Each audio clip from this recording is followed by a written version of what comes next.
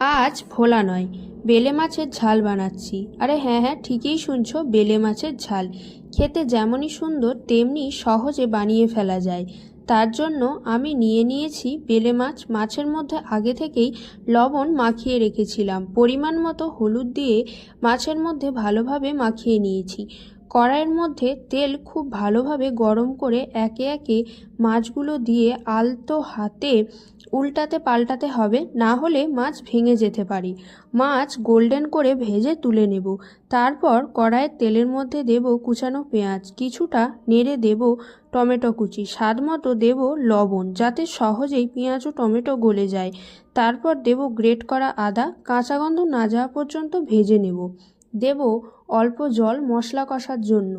একে একে দেব হলুদ, জিরে, লঙ্কা, গোলমরিচ গুঁড়ো।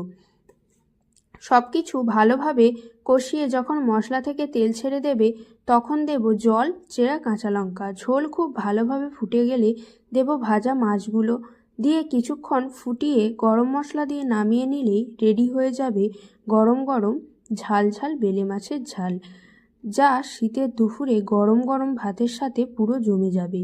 তোমাদের কেমন লাগলো জানিও। ভালো লাগলে অবশ্যই like, comment, share and subscribe করে দিও। আজ